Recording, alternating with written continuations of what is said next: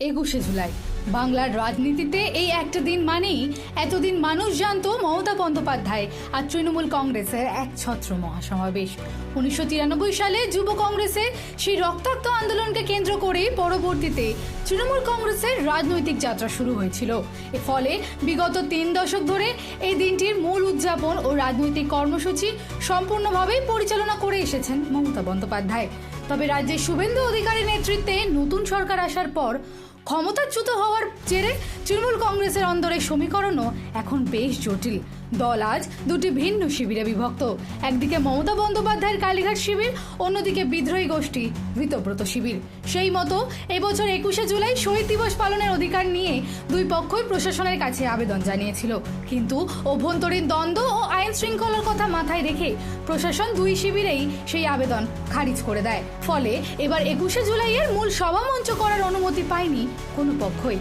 তৃণমূলের এই অভ্যন্তরীণ টানাপোড়েন এবং প্রশাসনিক নিষেধাজ্ঞার মাঝেই এবার নতুন রাজনৈতিক কৌশল নিয়েছে প্রদেশ কংগ্রেস।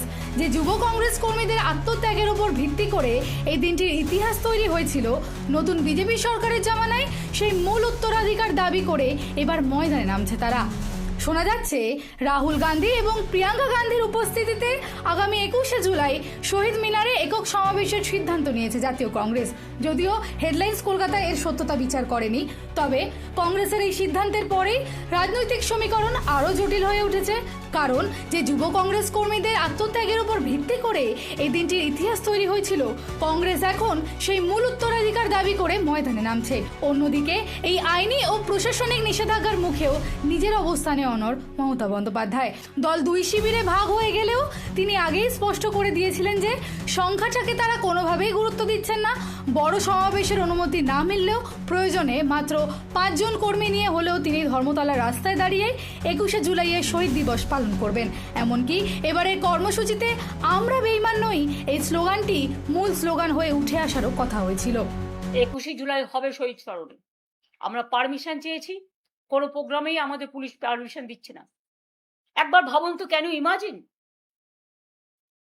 যে একটা পুলিশ কখনো বলতে পারে যে up to August no rally will be allowed in Kolkata central and north. আরে এ আবার কি কথা? টোটাল গণতন্ত্রটাকে কন্ট্রোল, গায়ের জোরে ব্ল্যাঙ্ক অর্ডার। এখানে কোনো 144 নেই, এখানে কোনো কমিউনাল রাইটস নেই। তো কেন করছেন এসব? শুধু তৃণমূল কংগ্রেসের প্রোগ্রামটাকে ভেস্তে দেওয়ার জন্য? শুনুন, রিকশায় দাঁড়িয়ে প্রোগ্রাম হলেও প্রোগ্রাম আমাদের হবে। হাত বদলাবে হাল, কংগ্রেসের বিকল্প স্লোগান তুলে মূল জমে ফিরে পাওয়ার লক্ষ্যে একদিকে কংগ্রেসের এই বড় প্রস্তুতি, অন্যদিকে সমস্ত প্রতিকূলতার পরেও ধর্মতলার রাস্তায় অস্তিত্ব ও আবেগ রক্ষার লড়াইয়ে মমতা বন্দ্যোপাধ্যায়ের অনড় জেদ। পরিবর্তিত এই রাজনৈতিক পরিস্থিতিতে শহীদ দিবসের মূল সেন্টিমেন্ট শেষ পর্যন্ত কার পক্ষে যাবে তা নিয়েই আপাতত উত্তাল বাংলার রাজনীতি। দিশা দাসের রিপোর্ট, হেডলাইন্স কলকাতা। একটা মানুষ সারাদিন অনেক পরিশ্রম করছিল, সাইকেল চালাতে পারতো, সিঁড়ি দিয়ে ওঠানামা করতে তার কোনো অসুবিধা হচ্ছিল না। হঠাৎ তার আস্তে আস্তে মনে হচ্ছে যে সিঁড়ি দিয়ে যে ভাবে উঠতে পারতো, সেটা উঠতে গিয়ে কেমন যেন বুকে একটু চাপ চাপ লাগছে। সাইকেল চালাতে গিয়ে অল্প একটু চালানোর পরেই মনে হচ্ছে যে বুকে একটু চাপ চাপ লাগছে, গলা চেপে ধরছে, যেন বুকটা এমন চেপে ধরছে শ্বাস নিতেও অসুবিধা হচ্ছে, একটা অস্বস্তি ফিল হচ্ছে, বাঁ হাতের ভিতরের দিকে ব্যথা ব্যথা অনুভব হচ্ছে। এবং এই অস্বস্তিগুলো কিন্তু হার্টের রোগের প্রাথমিক লক্ষণ। যখন হার্টের আর্টারিগুলোতে ব্লক হয় তখন এই অসুবিধাগুলো হওয়া শুরু করে। সাধারণ মানুষের কাছে হার্ট ব্লক কথাটা দুটো সময়ে উপস্থিত হতে পারে। ডাক্তারবাবুর কাছে গেলেন, ডাক্তারবাবু একটা ইসিজি করলেন, ইসিজি করে বললেন যে না, আপনার হার্টে একটা ব্লক আছে। এই যে ব্লকটা, এটা হচ্ছে হার্টের কন্ডাকশন সিস্টেমের মধ্যে ব্লক। এই ধরনের ব্লক হলে সাধারণত পেসমেকারের জন্য অ্যাডভাইস করে থাকেন। আর আরেকটা হচ্ছে যখন অ্যাঞ্জিওগ্রাম করার পর ডাক্তারবাবু বলছেন যে না, আপনার হার্টে তো ব্লক আছে। এই যে ব্লকটা, এই ব্লকটা হচ্ছে হার্টের মাসেল অর্থাৎ কার্ডিয়াক মাসেল, যেগুলো মায়োকার্ডিয়াম, সেইখানে ব্লাড সাপ্লাই দেওয়ার জন্য যে আর্টারিগুলো থাকে, সেই আর্টারিগুলোতে ব্লক হচ্ছে। আনন্দ আর ভালোবাসার দীপ্তিতে গড়া সমুজ্জ্বল পরমা, ঠিক তোমারই মতো।